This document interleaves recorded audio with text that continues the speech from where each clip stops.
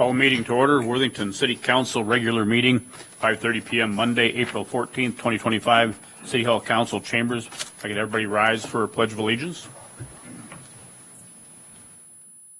Pledge allegiance to the flag of the United States of America and to the republic for which it stands, one nation, under God, indivisible, with liberty and justice for all. Welcome, everyone. We have no additions or corrections to the agenda. Move to close the agenda. Second. Okay, we have a motion and a second. Any further discussion? All in favor say aye. Aye. Opposed, same sign. Okay, motion carried. We have a public hearing on residential tax property abatement, Jay Brione's construction, community development, case item 1 in the gray. Motion to open the hearing. So moved. Second. Okay, we have a motion and seconded. Hearing presentation. We have to vote on it. Oh, okay. All in favor say aye. Aye. Opposed, same sign. Motion carried.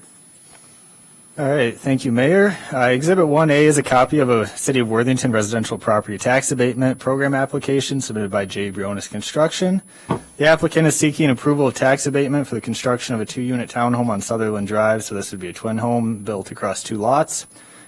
Staff has reviewed the application and concluded that it meets all the parameters of the program guidelines and is therefore recommending approval. Should council concur with staff's recommendation, it may do so by adopting the resolution provided in Exhibit 1B after completion of the public hearing. Okay. Do we have any testimony at this time? Move to close the public hearing. Second. Okay, we have motion and seconded. Any further discussion? All in favor say aye. Aye. Opposed, same sign. Motion is carried. Okay, action on the hearing. I'd make a motion to adopt a resolution provided in 1B. Second it. Okay, we have a motion and seconded. Any further discussion? All in favor say aye. Aye. Opposed, same sign. Motion is carried. On to public hearing, residential property tax abatement, South Shore Apartments, community development. Motion to open the hearing. So moved. Second. We have a motion and seconded. Any further discussion? All in favor say aye. Aye. Opposed, same sign. Motion's carried. Hearing presentation. All right, thank you, Mayor. Exhibit 2A is a copy of the residential property tax abatement application submitted by South Shore Apartments of Worthington. The applicant is seeking approval of tax abatement for the construction of 2, and this is a change now to 2 38-unit apartment buildings. This is down located between Flower Lane and State Highway 60, just north of that Casey's there. The site will be located on a newly proposed street, East Flower Lane, which if you look ahead in your agenda, we do have more to discuss with this project, but this is just the tax abatement at this time. Staff's reviewed the application and concluded it meets all the parameters of the program guidelines and is recommending approval. And you can do so by adopting the resolution in Exhibit 2B. And I do have the applicant here. Steve, if you want to introduce yourself in the project at all, come on up.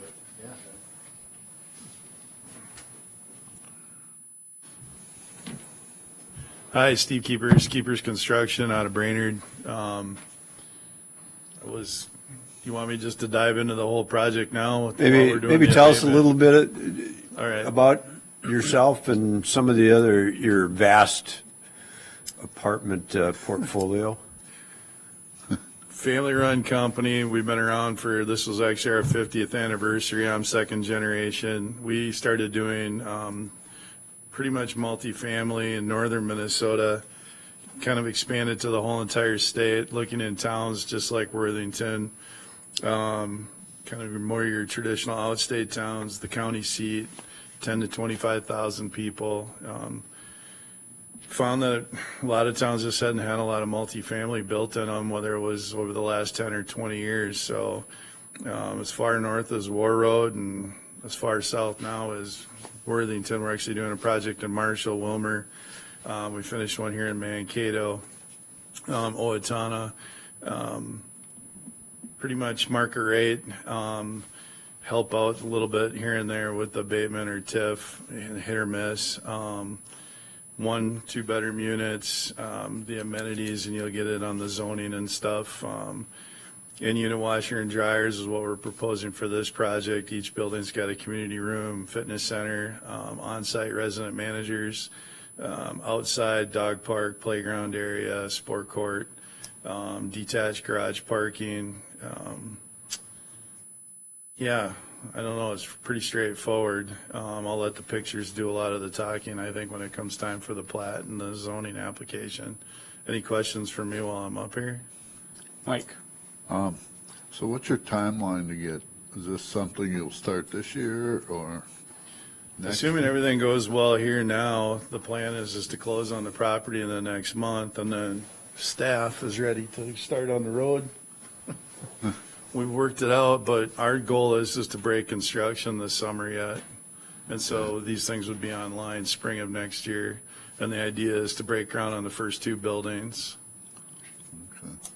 Do you have your own construction company or do you? Yeah, we do. So we're kind of vertically integrated. We have a property management company called Prairie Lakes Management that manages and operates all the projects. And then we have a construction company, and that's Keepers Construction. And we have a mechanical company, and so Okay. we do a bulk of it. We're pretty vertically integrated, kind of from ground up.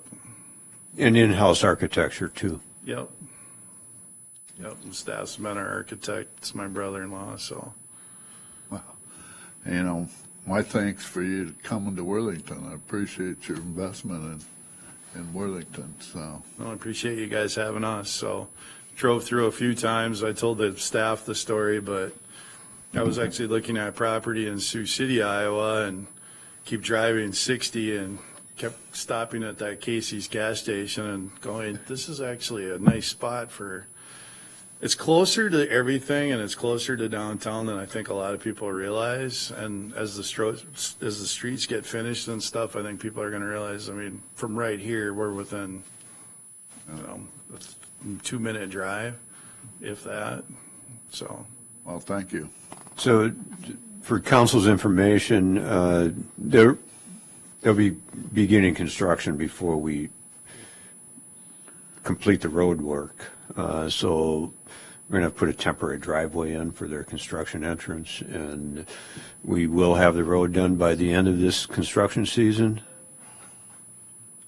This year, we're planning on doing the underground utilities, and Okay. next year we'll finish all the road projects. Okay. And even if we try to, we can try to finish everything this year, but realistically, I don't think we're going to finish everything. So we'll have to have a road in there by the time they're ready to open their apartments for rent. We'll cross the finish line at the same time. Yeah, there you go. All right. Anything else? Anybody have any testimony? Thank you, Steve. Thank you. Thank you. Thank you. Move to close the public hearing. Second. Okay, we have a motion and seconded. Any further discussion? All in favor, say aye. Aye. Opposed, same sign. Action on the hearing. Move to adopt the resolution. So- Okay, we have a motion and seconded. Any further discussion? All in favor, say aye. Aye. Opposed, same sign. Motion's carried. Okay, on to the consent agenda. We've got minutes from the regular city council meeting minutes of March 24th, 2025, special city council meeting minutes of March 19th, 2025, minutes boards, planning commission meeting minutes of February 4th, 2025.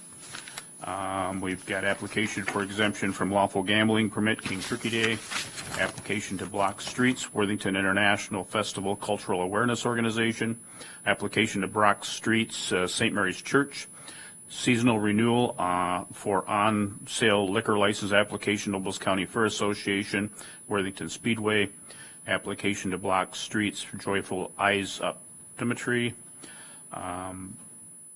private 2025 private dock applications, financial statements, municipal liquor store income statement for the period of January 1st, 2025 through February 28th, 2025, Olson Park statement of revenue and expenditures, budget and actual for the period of January 1st, 2025 through February 28th, 2025, Fieldhouse statement of revenue and expenditures, budget and actual for the period of January 1st, 2025 through February 28th, 2025, and bills payable.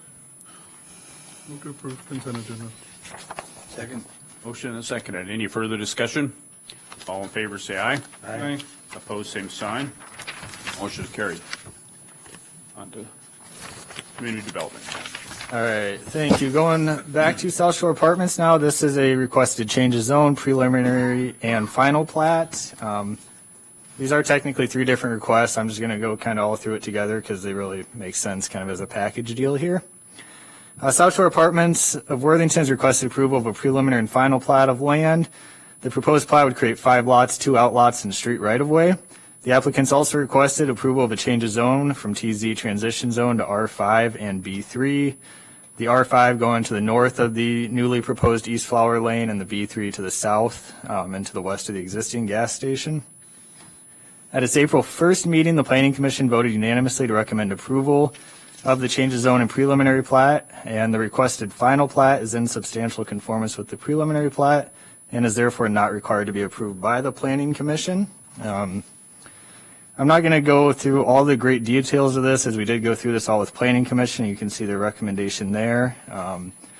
The 5 lots are really designed for these apartments, but also designed in a way that will facilitate future removal of the existing flower lane as the proposed new East Flower Lane. Eventually, we plan to connect that to the railroad crossing. I know you guys have seen that at a few different meetings throughout this year as we've been preparing stuff for this. And then the south is just reserved for future development. That would be for future commercial development to the south of East Flower Lane there. And the requested final plat, you can see that in Exhibit 3H there. Should council concur with the findings of the Planning Commission, it can do the following actions. So we do need 3 actions here. Approve the change of zone by passing the ordinance shown in Exhibit 3I. Approve the preliminary plat by motion, and then approve the final plat by motion. And I'll take any questions.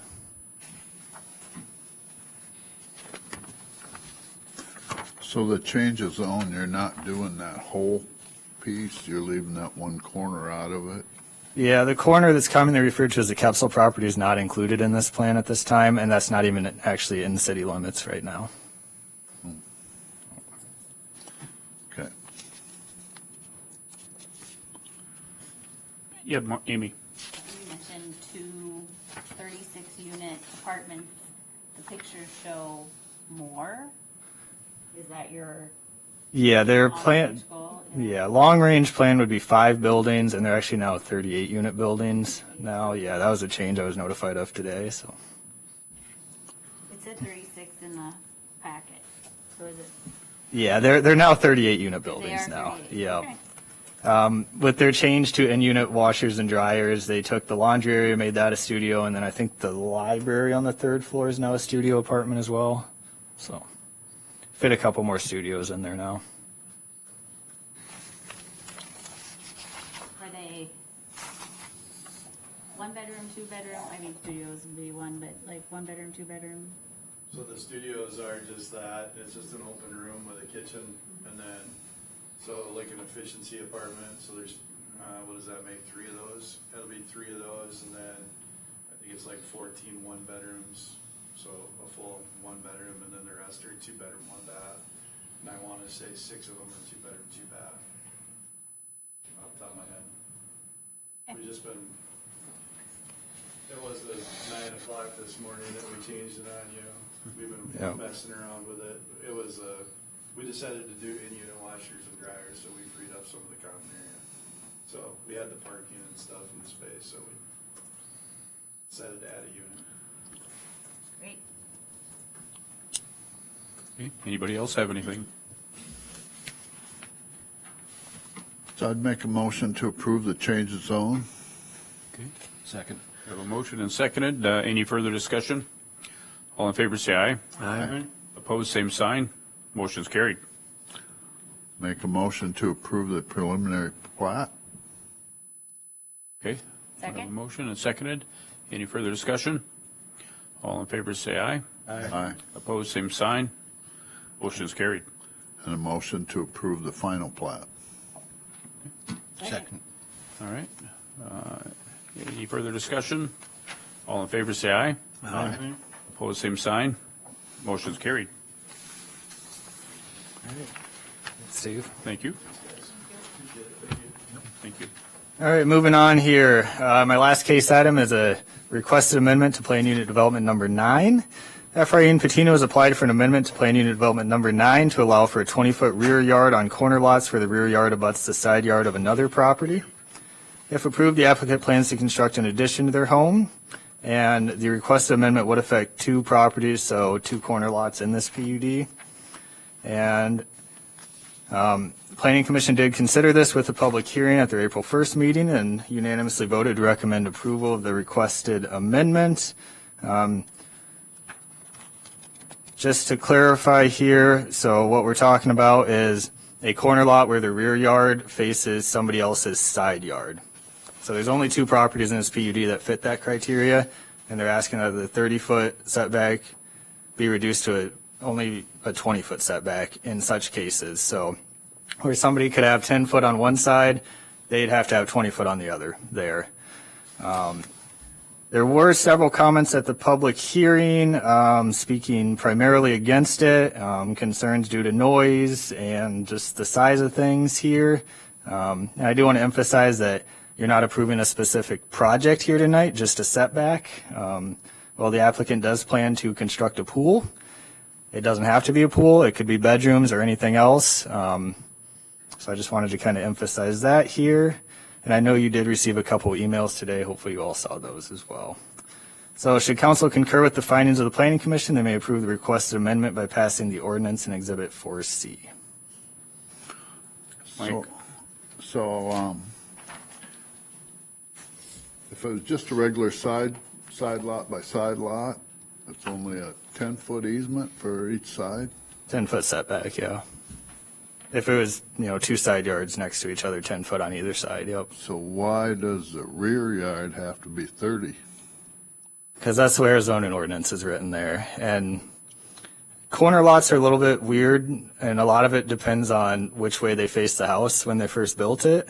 And some of that was dictated as to which street maybe was built first as well.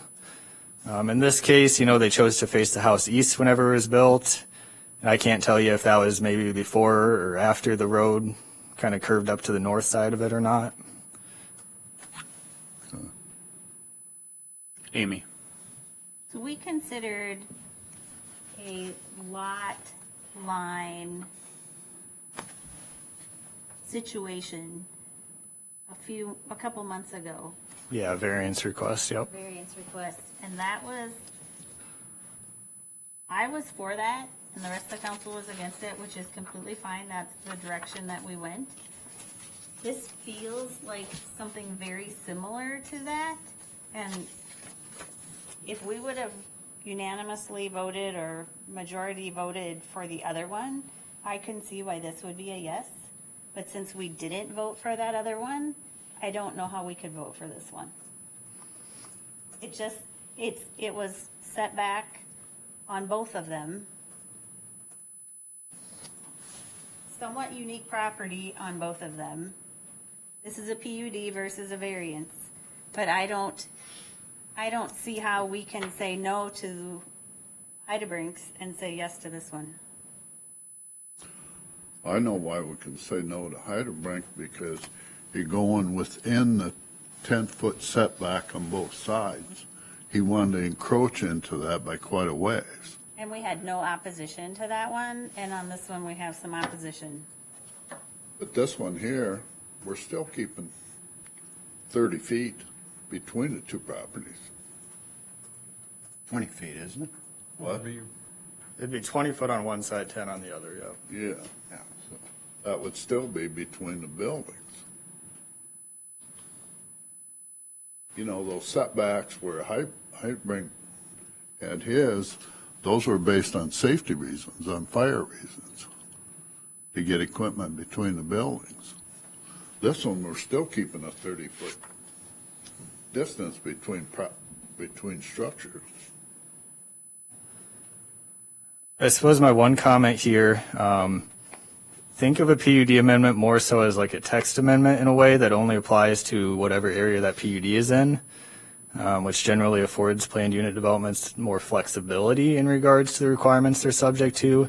A variance is kind of a whole different beast, and state statute has very specific guidelines you need to consider that highly scrutinizes a variance request. A PUD amendment, you have a lot more flexibility and less strict standards to consider. So just a little bit of the difference between the two there.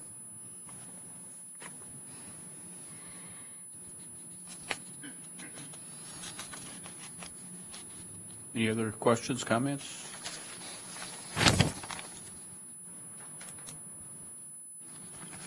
I would make a motion to approve the amendment passing and the ordinance shown.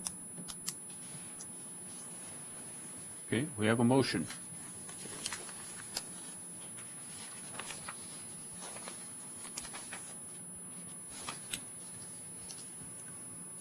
Do we have a second or other questions? Second. Okay, we have a motion and seconded. Any further discussion? Yep. Just, I understand the concern about, that was voiced to the planning commission regarding, noise concerns. That argument in itself is, because would I want a noisy neighbor? No. But the lot is unique in that it's kind of got two abutting, large, sizable setbacks, or seams. And then I know there's concern about the overall size of the building for the neighborhood and the lot itself. But with this exception, it's still something that's permitted within the PUD. So I certainly understand how to the neighbors that it can appear to be out of place. But those neighbors would have similar abilities to do something or size up potentially with their own properties. So anyway, I understand, but I would end up voting for the amendment. Okay, so we have a motion and seconded. Any further discussion? All in favor, say aye. Aye. Opposed? Aye. Okay, 3 opposed. Roll call. 3 opposed, Chip. Got it? Okay, Motion failed. motion failed. Thanks, Matt. Thanks, Matt. Okay. Moving on to administrative. All right, the first item is the Title VI plan for MnDOT and the Federal Highway Administration subrecipient. Title VI of the 1964 Civil Rights Act prohibits discrimination on the basis of race, color, or national origin in any program or activity receiving federal financial assistance. City is a recipient of federal financial assistance. Will ensure compliance with Title VI of the 1964 Civil Rights Act. The city acknowledges it is subject to and will comply with Federal Highway Administration Title VI assurances. The plan for MnDOT Federal Highway Administration subrecipient explains how the city incorporates the requirements and related legal authorities into its operations. The plan will also be used as a reference for the city and an informational resource for the public. The plan will be updated every 3 years to reflect any changes in Title VI. City administrator is ultimately responsible for assuring compliance with the provisions. Christina Adame has been assigned to perform the duties of the Title VI coordinator. City Council is being asked to approve the Title VI plan that's included as Exhibit 6 and authorize the mayor and clerk to sign the Title VI and non-discrimination policy statement. The U.S. Department of Transportation Standard Title VI Non-Discrimination Assurance DOT Order Number 1050.2A and the resolution shown as Exhibit 7.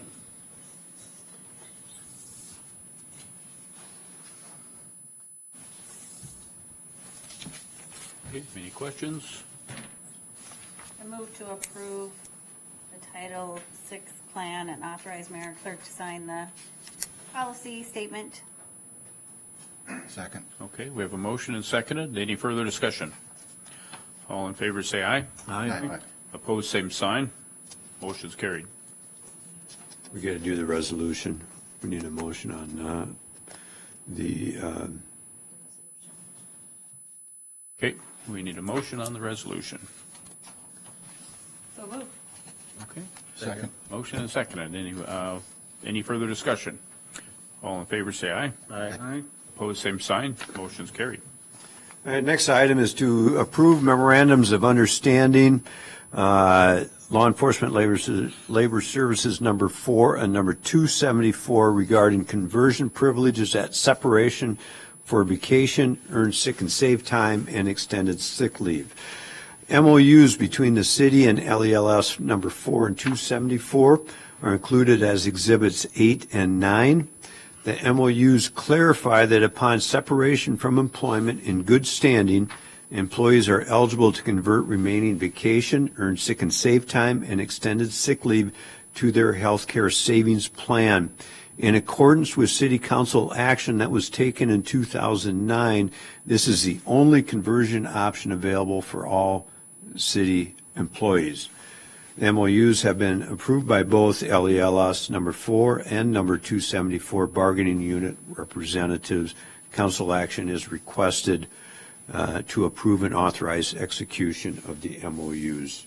And just to comment, these MOUs came about to provide further clarification in the 3-year bargaining agreements that this is the one and only option they have for conversion of these 3 accrual banks upon separation in good standing. Is this the only group that gets this? No, Or everyone. It was, just wasn't in their agreement? This is the MOU? it was, but this is providing further clarification. None of the LELS representatives were with us in 2009, and so there was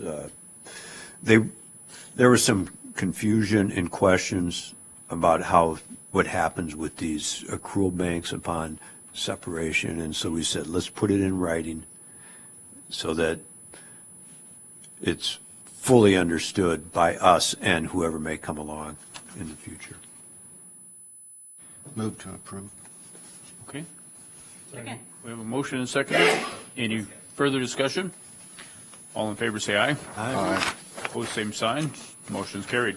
All right, the next item is to approve a lease agreement with Independent School District 518 at the Prairie Elementary soccer fields. Attached as Exhibit 10 is a lease agreement between the city and ISD 518 for city staff to lay out and maintain the green space at Prairie Elementary for recreational soccer play. It's anticipated that the area will accommodate up to 3 adult and 2 youth soccer fields. City will also be responsible for scheduling activities in consultation with the ISD representatives. The city shall be responsible for mowing, fertilizing, plugging, weed control, and minor repairs. The school district and the city shall each be responsible for payment of 50% of the cost of grass seed, fertilizer, line marking, paint, and portable restrooms.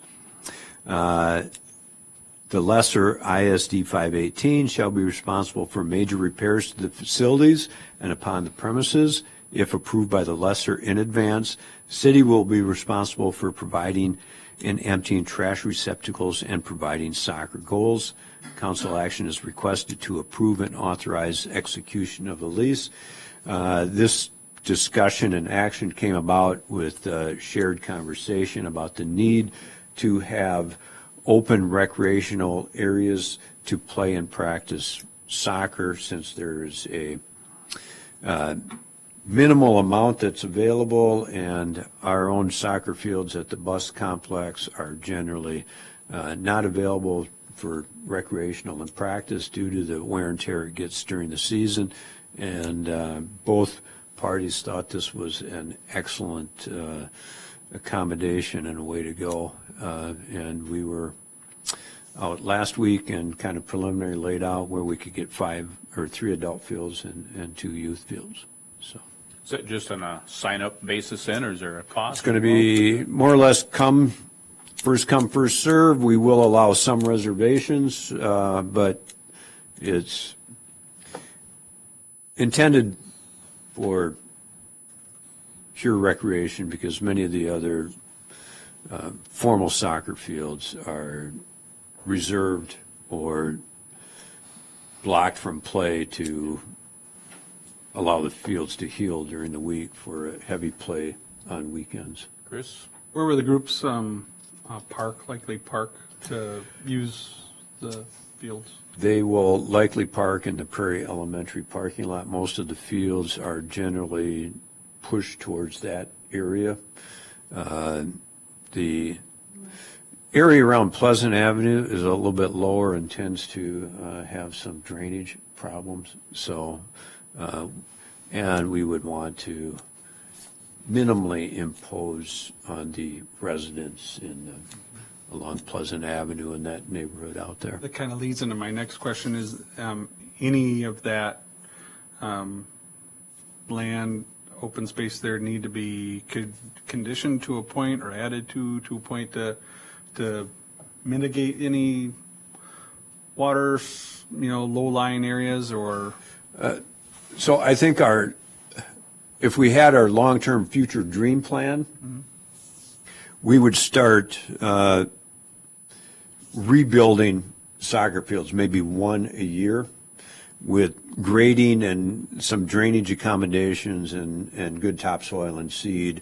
And probably, then we'd have to keep play off of that for a year or so. But I think the ultimate plan is that becomes our formal recreational area and with some improvements to enhance that area and play. It's like a yearly lease thing then, or is it? This is a seasonal lease between the city and the school district in which we are basically providing the labor and equipment to maintain the area, which will be maintained at a lesser degree than we do with Bus Field, where we'll get mowed as needed, lines painted as needed. We will do some conditioning of the turf, but I think we would like to see a larger collaboration plan where we are actually rebuilding some of the fields so that we have nicer turf. Question for Troy. So this is, for example, these would be fields that, say, for instance, our Corinne community that puts on a couple events every year instead of Southeast Park. Southeast Park. What we need in this community, and this is what I told us at our collaboration meeting with the school district, we need places for people to just go play. If you've looked at any of our softball diamonds, you've looked at any of the parks, any of the green space, there's just down to about bare soil, and that's great. We love it. I mean, it's good that we have people out there playing and outside in this.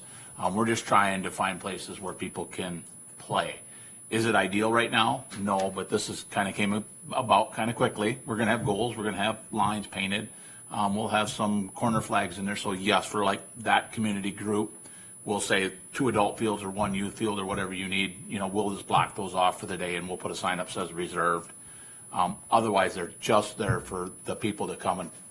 You want to go take your kid out and kick the soccer ball around on a youth field? It's there. You want to go get 10 guys together and play soccer on an adult-sized field? It's there. I mean, it's just something to keep people off of our non-soccer areas and our more groomed game facilities. But like you say, we can also accommodate these other events that come up that approach us. Our adult league is so big that they use Bus Field for the weekend. And how many they got? 26. I want to say they got 28 teams this year signed up already, and they want to go for 30, which means all 3 fields are played on Sunday.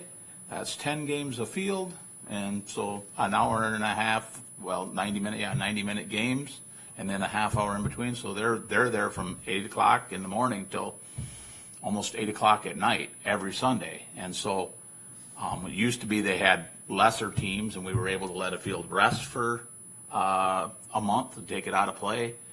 But we're just getting more games. I've got more community groups asking for use down there, and I just don't have the time to give them the field. So this is just an option. As Steve said, I would love to see this where next year or later this fall, we decide that we're going to make one really nice, more crowned leveled field, and we get a contractor to come in, put the dirt down, seed it.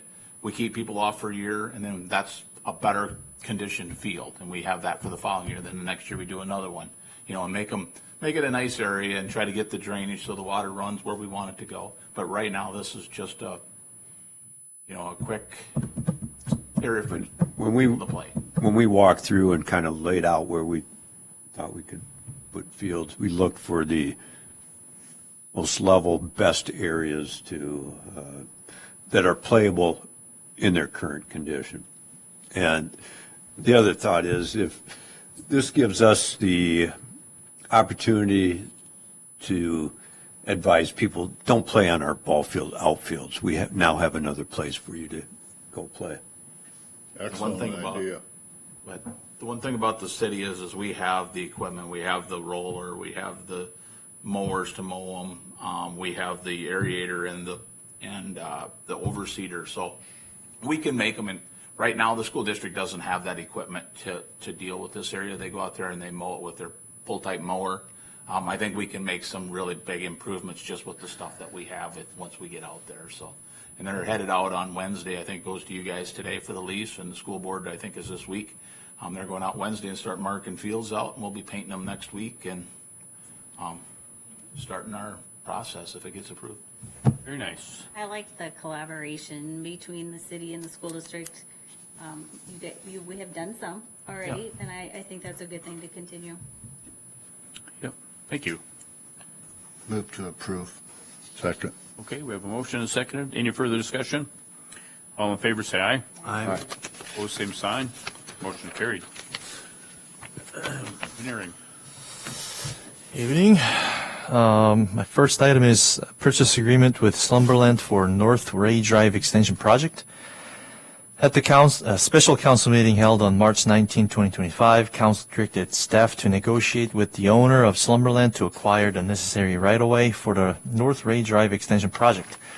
Staff has reached an agreement with the property owner and prepared a purchase agreement with the total land price not to exceed $168,000 as recommended by the appraisal. Staff recommends that council approve the purchase agreement in Exhibit 1 with Slumberland. Motion to approve. Second. Okay, we have a motion and a second. Any further discussion? All in favor, say aye. Aye. Opposed, same sign. Motion is carried. My second item is to receive reports and order a public hearing on North Ray Drive Extension Project. During the council meeting on September 23rd, 2024, the council passed a resolution to order a feasibility report on the North Ray Drive Extension Project. The council is requested to receive the report and order the improvement hearing required by State Statute 429 to proceed with the assessment project. Included as Exhibit 2-1 is a feasibility report on the proposed project of North Ray Drive Extension from Ryan's Road to Quick Trip Road. The proposed improvements involved road bays, regrading, curb and gutter, sidewalks, concrete driveways, and permanent pavement. Assessment will not commence until the full scope of work is completed. The reports provide comprehensive information on the proposed improvements, including cost, funding, estimated assessment rates, and city's share, along with the related improvements.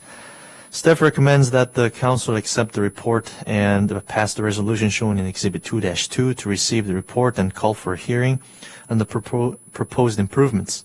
These hearings are scheduled to be held at the April 28, 2025 council meeting. Okay. Questions, anyone? Are you recommending concrete? Yes, that's my recommendation. But we are planning on bidding both options, bituminous and concrete, if you guys wish to see both options, or otherwise I can just go ahead with just only concrete option. I don't understand where we would do bituminous with all the traffic that would be on that road. Right. That's really heavy semi-loaded traffic, so that's Leave it why with it. I just go with concrete. okay. Yeah, I agree. It's an added effort by our staff to prepare two different planned A lot of sections. Yep. Okay. When- I'll go with the concrete option only then. Okay, any other questions?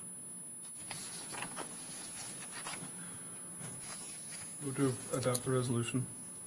Second. Okay, we have a motion and seconded. Any further discussion? All in favor, say aye. Aye. Opposed, same sign. Motion carried. Thank you. Thanks, Scoop. On to committee reports. I have nothing. I have nothing. I would like to give a shout out to Todd, because I text him at odd times during the day, and he always responds.